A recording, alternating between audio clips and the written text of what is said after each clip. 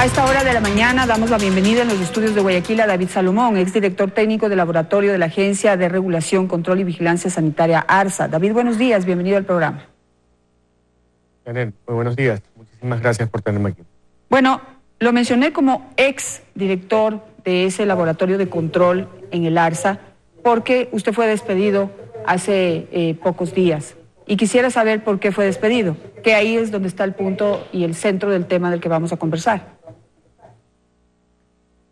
Mi querida Janet, el 12 de diciembre se presentó en el laboratorio de referencia de la ARSA personal de talento humano con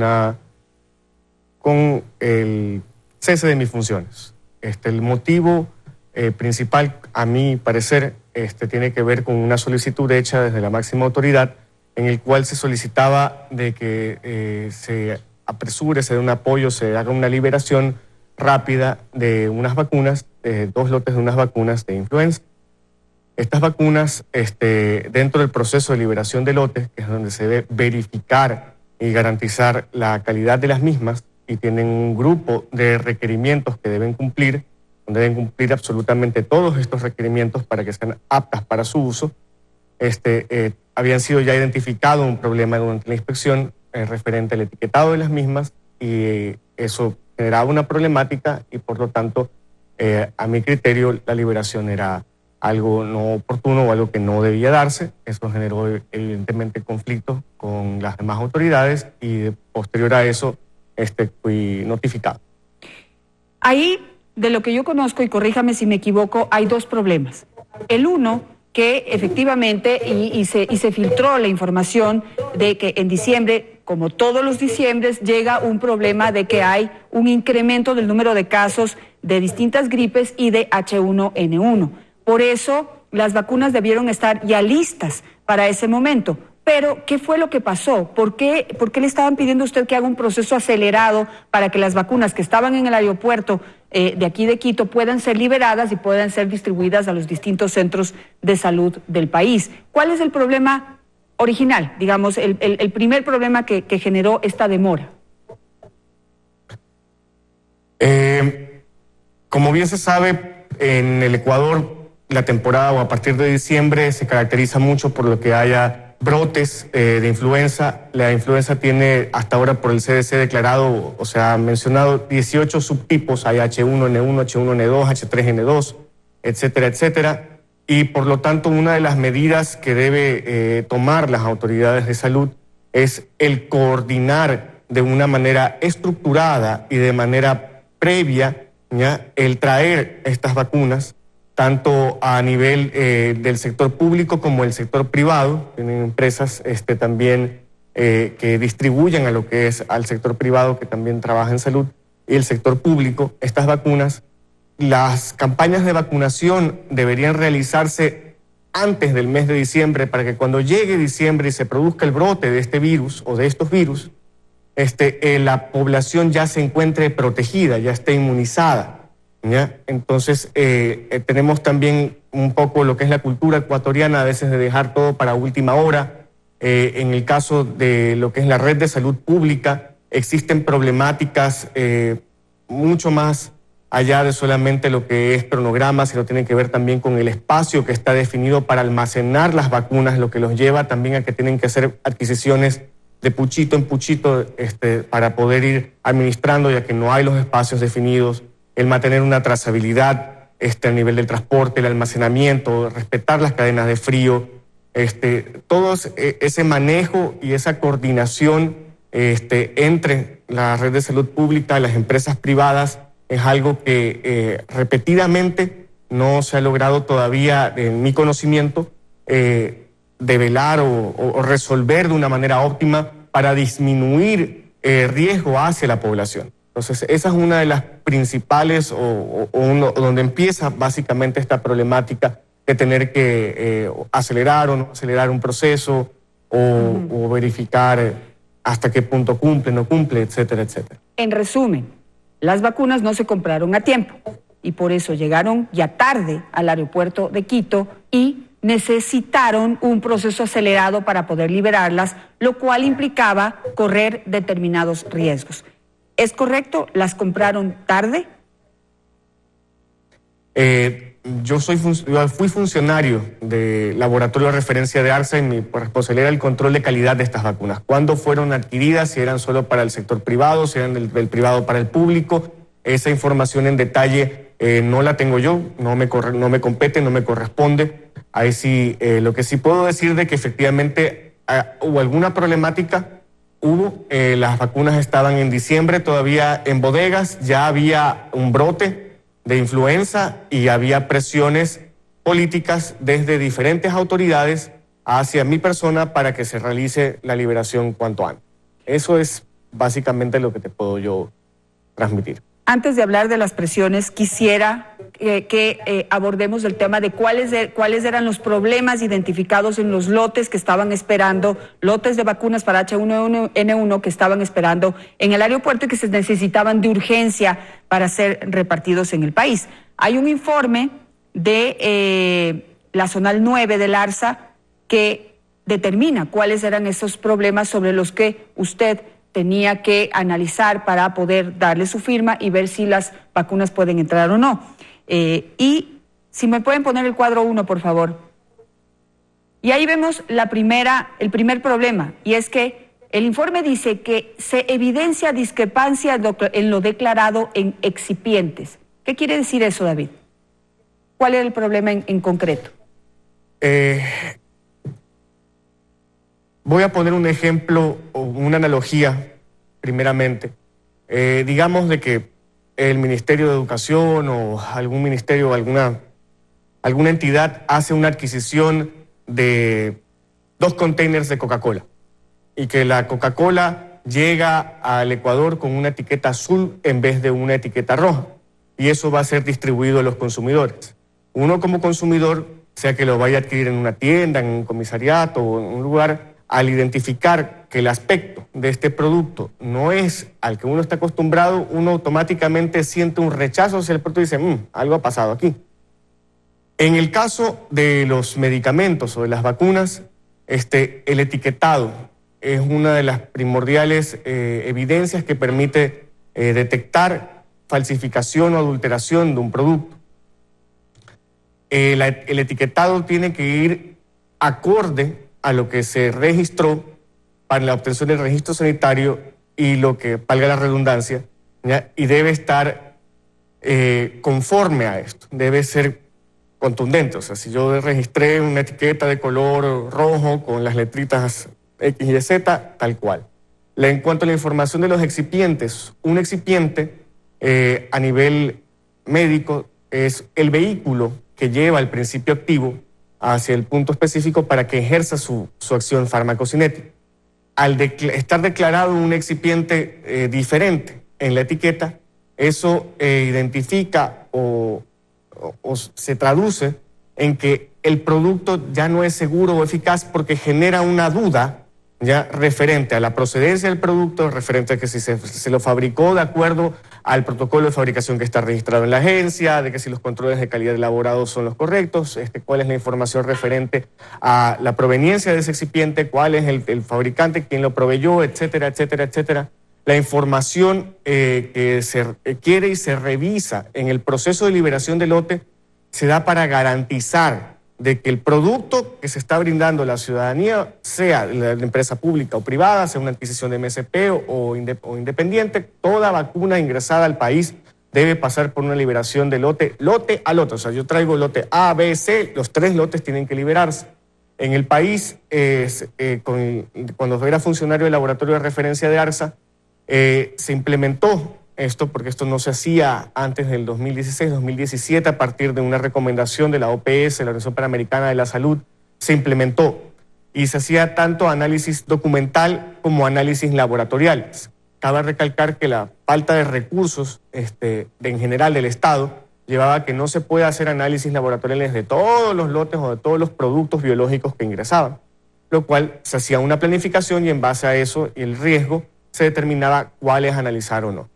En este caso, para estas vacunas solamente había cómo hacer un análisis documental y desde el principio de la liberación del lote, que se da con la inspección de técnicos ya especializados en la zona 9, donde se tiene que verificar ya a nivel visual si el producto está o no acorde, ya se identificó algo que puede parecer muy sencillo o absurdo, pero la relevancia de cualquiera de estas características o requerimientos, más aún basados en las guías de la Organización Mundial de la Salud, son muy importantes y llevan a que el producto deja de ser seguro. Está claro, entonces vamos en que el producto no cumplía con el empaquetado, no cumplía con, digamos, con los excipientes que son estos canales o estos vehículos que decían el registro sanitario, y el producto que venía no cumplía con lo que decía el registro sanitario. Vamos con el cuadro 2. Aquí yo creo que está el centro del problema. Dice, de los cuales, habla de los lotes, ¿no? De los cuales los equipos GO y la numeración que ustedes ven, presentan una alarma polvaroles fuera del rango de 2 grados centígrados a 8 grados centígrados. Aquí está ya un problema grave, porque lo que devela este informe, y corríjame si me equivoco, es que las vacunas no habían cumplido o había una sospecha alta, una alarma sobre que no se respetó la cadena de frío. ¿Y eso qué problemas podría implicar? Porque esto es una alarma importante. La ruptura de cadena de frío. Como usted ve en el informe, ahí menciona de que efectivamente se identificó una ruptura de cadena de frío. Como laboratorio de referencia, estaba en la potestad y correspondía el revisar primero hasta qué temperatura fue expuesta la vacuna, si la vacuna fue congelada, digamos, estuvo demasiado frío, o si la vacuna estuvo expuesta a altas temperaturas, 30 grados, 35 grados, 40 grados, y el tiempo a la que esta vacuna estuvo fuera del margen de temperatura correcto para mantener la cadena de frío. El que esta vacuna haya tenido una ruptura de cadena de frío puede ocasionar una denaturalización a nivel proteica y que la vacuna pierda su función. Ahí sí, primero, yo no llegué a hacer ese análisis, fui cesado de mis funciones previo a hacer cualquier análisis al respecto. Así que tampoco tenía información de en cuánto fue el tiempo, cuál fue la temperatura, si las vacunas efectivamente, dada su estabilidad, todavía eran aptas para uso, o si realmente la ruptura de cadena de frío fue tan fuerte que no se pudo mantener. Ahí quisiera hacer un paréntesis o hincapié referente a temáticas previas en las cuales se ha tratado sobre el Ministerio de Salud, el tema de los kits de VIH, el paracetamol contaminado, el desinfectante contaminado. Hubo una auditoría por parte de la Contraloría General del Estado referente primordialmente a los kits de VIH. Hay un proceso penal en Fiscalía abierto por eso, yo soy testigo ahí. Y debo recalcar que la Contraloría General del Estado, en su informe final que está publicado en página web, determina claramente de que referente al almacenamiento y transporte de los kits de VIH no hubo cumplimiento o no hubo una trazabilidad en cuanto a la temperatura y humedad de estos productos que garanticen un óptimo manejo y una óptima calidad de los productos. Entonces, de por sí hay un antecedente de que ya en cuanto a la red de salud pública, la Contraloría General del Estado ha evidenciado que no hay un correcto manejo de almacenamiento y transporte para productos que requieren manejar una temperatura y humedad específica, ¿ya? Un rango específico. También mientras fui director del laboratorio de ARSA, es alarmante ese dato. Sería importante que se lo consulten al Ministerio de Salud, a la agencia. ¿Cuántas son las rupturas de cadenas de frío y cuántas son las vacunas a nivel nacional que se pierden por un mal manejo, que se pierden por las rupturas de cadena de frío porque en ciertos centros de salud, se me dañó el refrigerador o el congelador y estuvo 5 días ahí sin luz y no teníamos un generador eléctrico secundario para abastecer? Perfecto. Y eso lleva a grandes pérdidas económicas y a poner en riesgo la salud, a que se den reacciones adversas medicamentosas que pueden causar un grave daño a la ciudadanía. Está clarísimo. Simplemente el último cuadro, por favor, con los lotes de vacunas que son los que tendrían estos problemas. Es decir, que no fueron estrictamente verificados en el proceso y confirmado que cumplan con los requisitos que la ley exige que el registro sanitario debía reflejar. Y estos números, cópienlos, porque estos son los lotes de vacunas sobre lo que ustedes deberían tener alerta. Los lotes de vacunas que tengan estos números, yo lo pensaría muy bien antes de administrarlos a mis hijos o a mis familiares. Por último, David, quisieras hablar ya de las presiones políticas. He tenido acceso a una grabación de una conversación suya con no es un funcionario, es un personaje con mucha influencia dentro del gobierno. No lo digo yo, lo dice él mismo torpemente dentro de esa grabación. ¿Qué era lo que le estaba pidiendo ese personaje que, según él mismo dice, tiene acceso a los altos niveles de gobierno y tiene mucho poder dentro del sistema de salud pública del país? Efectivamente, Janet, posterior a mi notificación, hubo una reunión con un alto exfuncionario del gobierno y con otra autoridad, donde se trataba de discutir el hecho de las problemáticas con las vacunas. También se trataba de llegar a algún tipo de acuerdo referente a esa temática, también referente a mi salida de la institución. ¿Qué puedo decir? Considero de que igual como autoridades o como ex autoridades, lo principal debe ser el salvaguardar la salud de la ciudadanía, el vigilar, el realmente trabajar en pos del cumplimiento de las normas y los reglamentos, no pedir que se obvie o se reduzcan o nos hagamos de la vista gorda referente a un incumplimiento o un posible o un presunto incumplimiento para no dañar la imagen del gobierno, de que pongamos en riesgo a la población porque no hay que afectar la imagen del gobierno, de que también se supone que había o se menciona por parte de estas ex autoridades y autoridades al momento, de que había presiones de las altas esferas del gobierno indicando de que no hay vacunas, hay desabastecimiento. Salomón Tondi dijo que usted tiene las vacunas retenidas porque usted es muy exquisito en el control, creo que fue una de las palabras que se utilizó, y yo considero de que todo funcionario que esté vinculado a salud debería ser así de exquisito en el sentido de que está salvaguardando la salud de cualquier ciudadano, puede ser incluso familiar, personas vinculadas, o sea, eso más allá simplemente no se hace. Tal vez para algunas personas eso se considere raro, extremo, lo que sea, pero a mi criterio es la forma en que se debe proceder.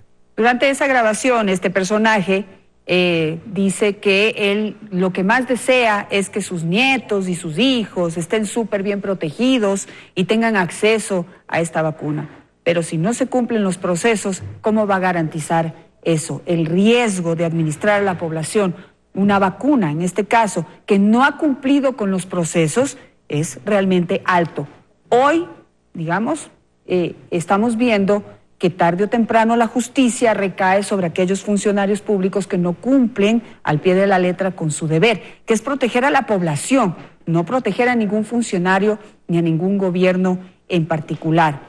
David Salomón fue cesado en sus funciones, pero otro funcionario sí le dio la firma a esas vacunas, sí obvió el proceso y hoy esas vacunas se están administrando a la población. David no es la primera denuncia que hace, esta es la tercera. Ya hizo una advertencia sobre las pruebas de VIH que adquirió el Ministerio de Salud con los debidos cuestionamientos y también sobre un paracetamol que no cumplía con los parámetros para poder ser administrado a la población. David, muchas gracias por estar esta mañana con nosotros, muchas gracias por su valentía. Vamos a ver qué es lo que pasa y qué es lo que responde el ARSA. Lo invito públicamente a que responda a esta entrevista al señor director del ARSA, el señor Calle, para ver cómo responde, luego de que está develado que no cumplieron como ARSA con los parámetros, con los procesos para poder ingresar esas vacunas a nuestro país, vacunas que en este momento están siendo administradas a la población. La invitación es pública, les contaré cuál es la respuesta del señor Calle a esta invitación de este programa. Que tengan un buen día.